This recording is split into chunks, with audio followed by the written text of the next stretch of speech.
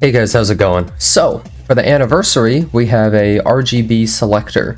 Now keep in mind, they never let us choose limiteds in this, so I already filtered out every limited character. I'm assuming that they don't let us at least, right? Unless they do a really special thing, but no matter what, they're not going to let us get collaboration characters, even if they did allow limiteds, but still unlikely. We also got an artifact selector, but I want to talk about the characters right now.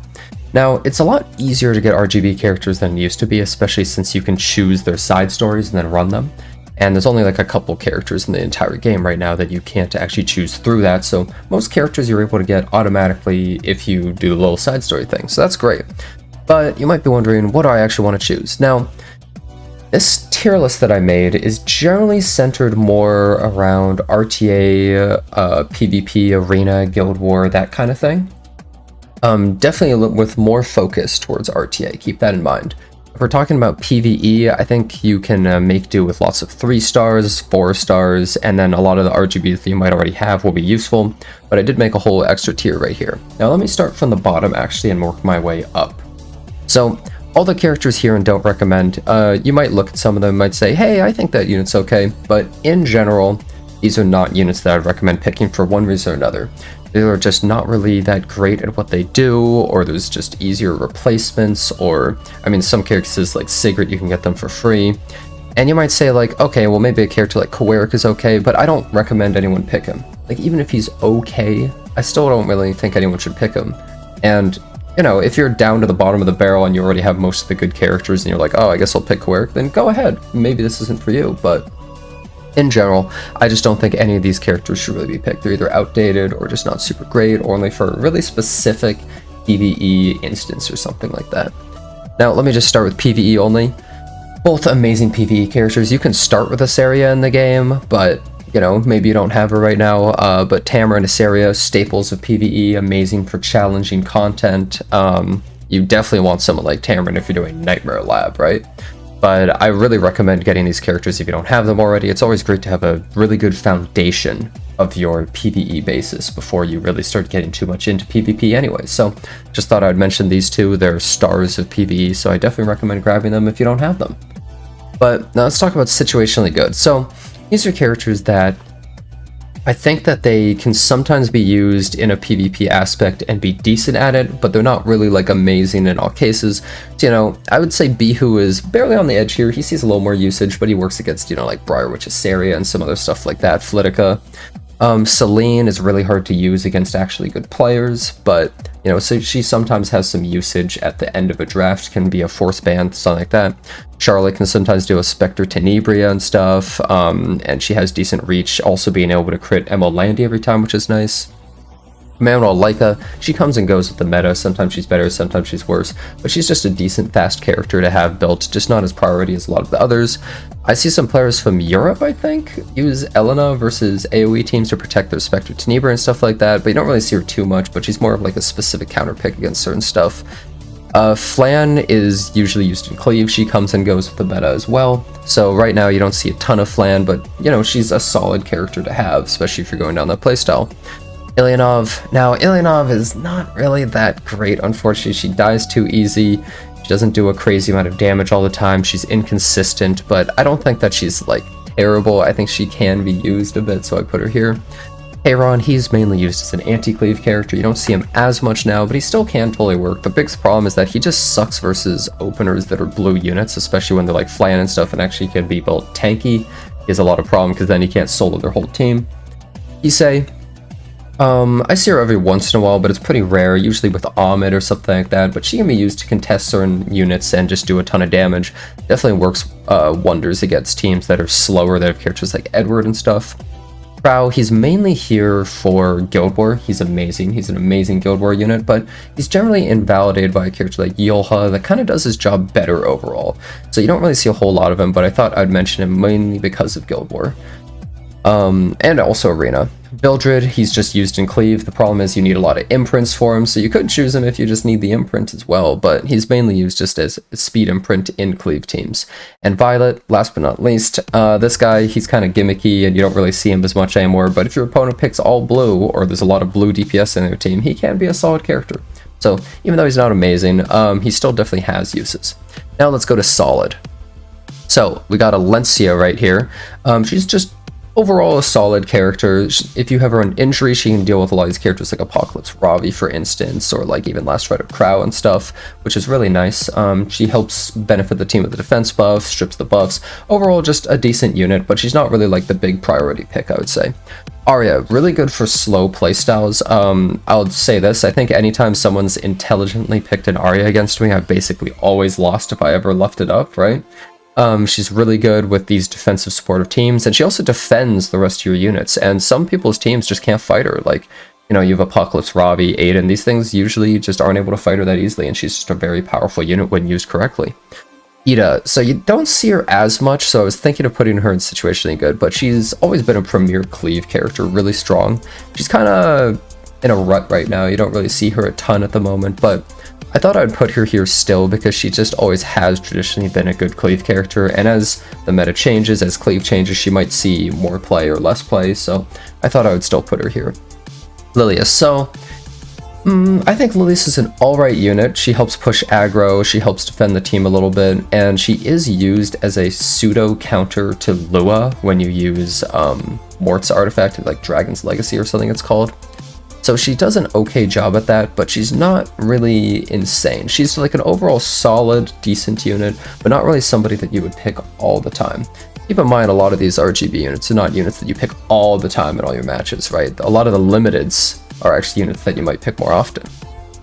Abigail. So I think Abigail is actually a decent anti-aggro, anti-cleave when comboed with other units in the same vein. So like, you know, you pair her with Karina or Aiden or like Designer Lilibet, and she can work really well versus some of these cleave and aggro teams. So I think that's kind of her strength, and she does an alright job at that. Now let's move up to really good. So I would say Shu is just a really good unit.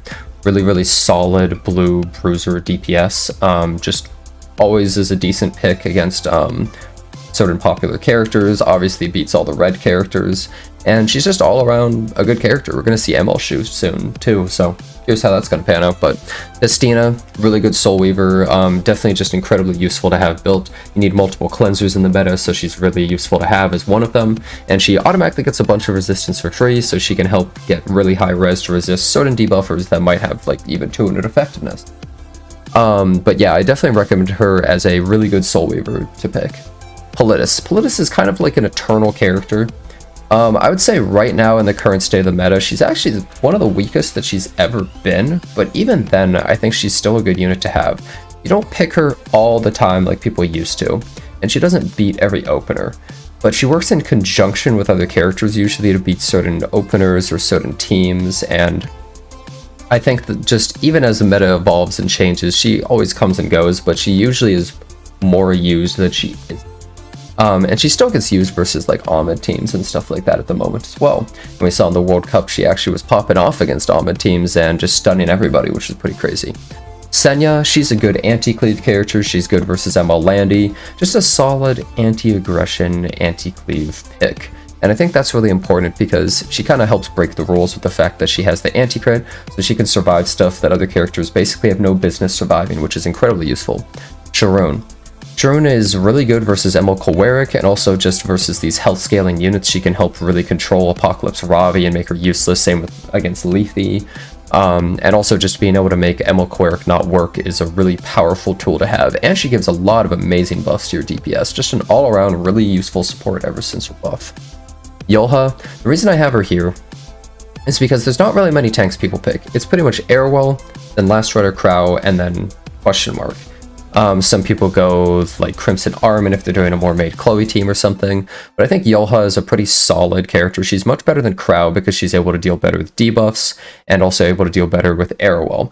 And she's able to kill these priority picks such as, you know, like Aiden and Lionheart, Surmi, and Karina, and she punishes those really good. So she's a solid tank, even though the other two are overall better characters, I would say. She also works decently into like Angel of Light and stuff like that, which I think is important.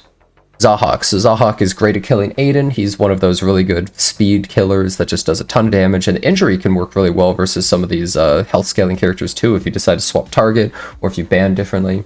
And often if somebody picks Aiden and they don't have any fast units, you can pick him and Last Piece Karin, so then no matter what, that character is pretty much going to die. He's just an all-around solid character to have, and he's not crazy hard to build because you only need 50 crit chance, which is really nice. So he's relatively beginner-friendly in a way, even though he requires pretty good speed, gear, and damage.